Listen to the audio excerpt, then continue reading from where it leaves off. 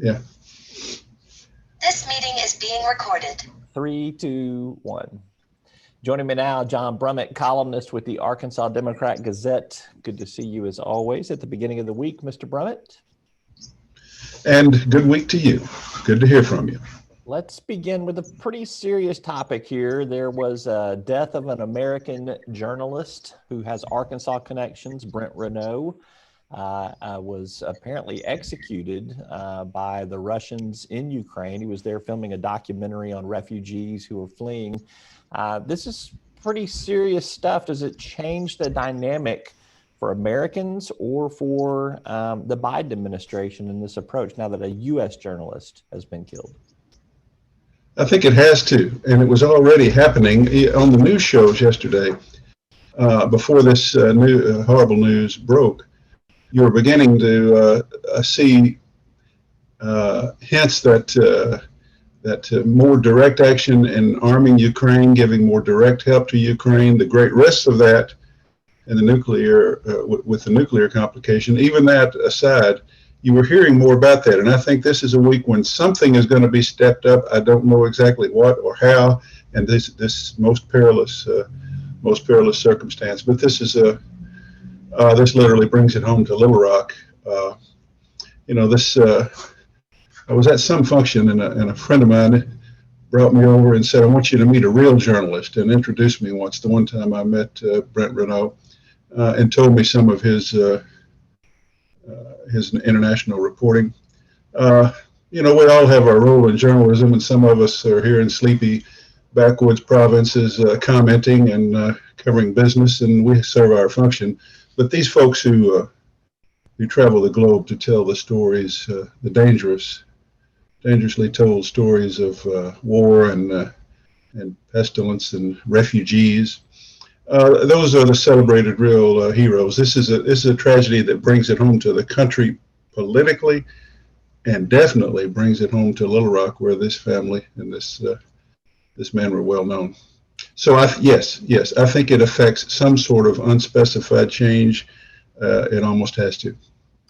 And certainly our thoughts and condolences are with the Renaud family on that serious matter there.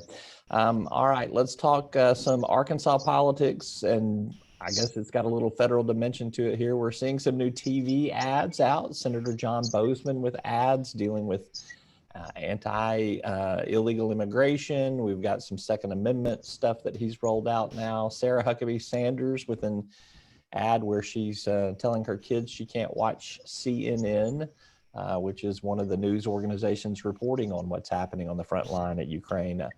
Really better than anyone else, by the way. Go ahead. What do you make of these TV ads? They're red meat for the right-wing base is my bottom line assessment.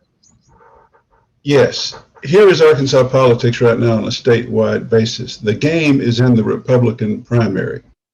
The Democrats are simply too weak, too laden with national liberalism to seriously compete. So the game is in the Republican primary. And the Republican primary is skewed to the right wing. So the dialogue we get is people shoring themselves up in the Republican primary or seeking to appeal to that decisive element.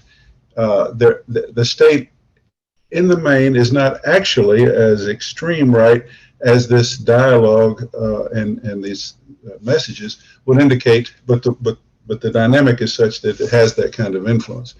Boozman obviously is worried about Jake Beckett, and he probably ought to be. Nice looking fellow, Razorback star with a super PAC that's spending money touting him in advertising, running against him from the right, and he's decided to spend heavily with an early message reminding people who he is and that he is fully conservative, and that's going to be his message.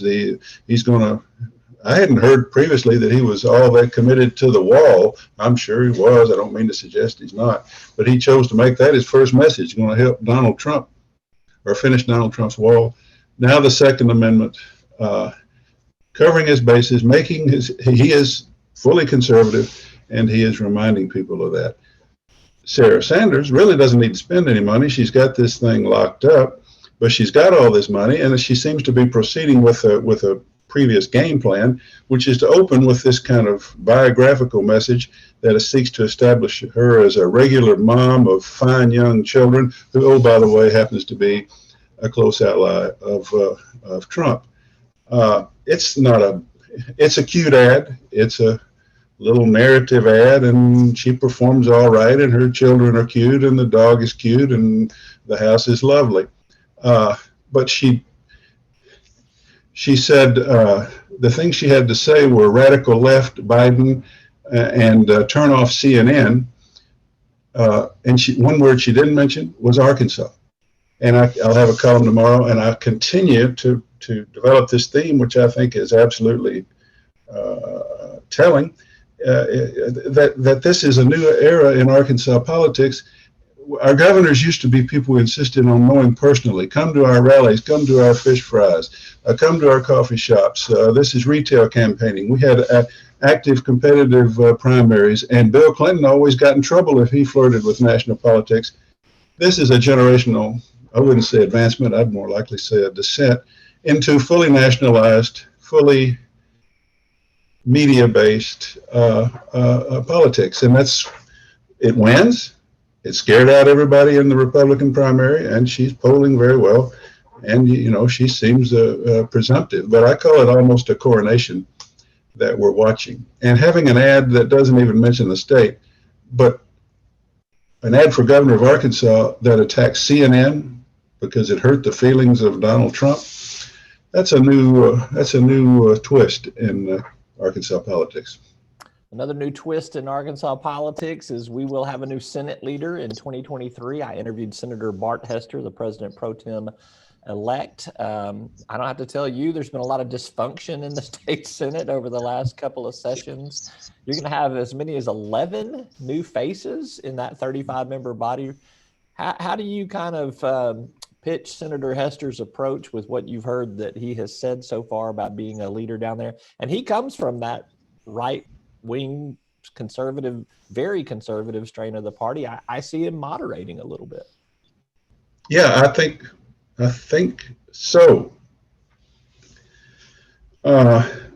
As he emerged as a candidate, a leader of the Senate, of the Republican caucus, and then 2 years ago he was a serious candidate, thought to be the front runner to be the pro tem, and now he's got it.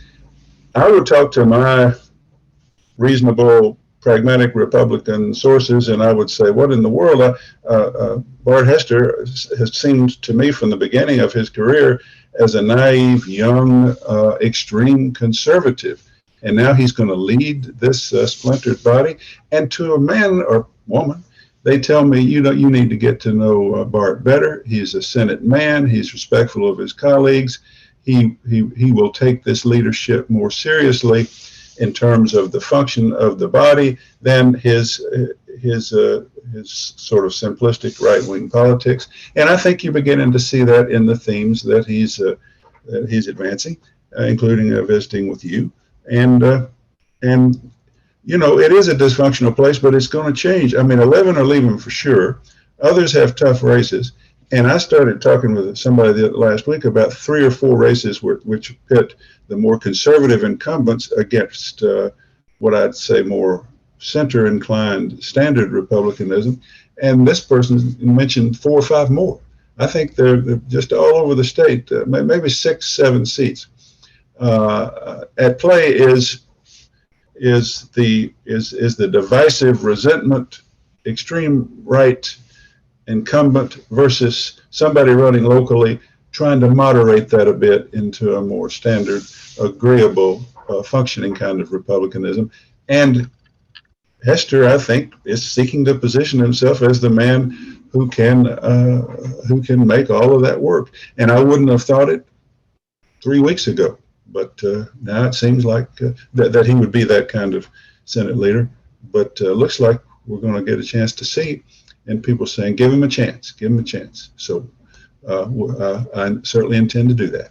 We could use some harmonious leadership in that body.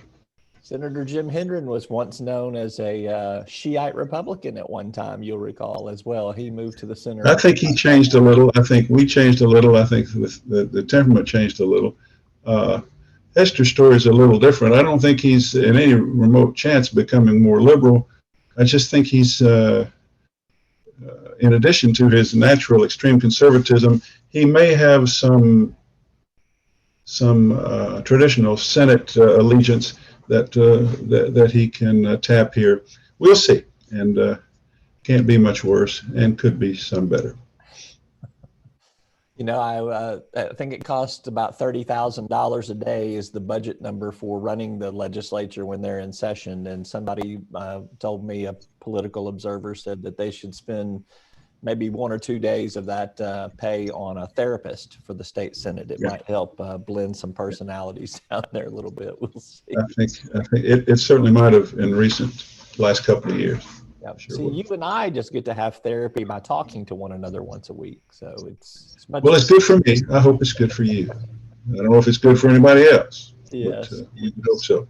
All right. John Brummett, columnist with the Arkansas Democrat Gazette. Always appreciate your insight. Take care, my friend. See you next time. Bye-bye.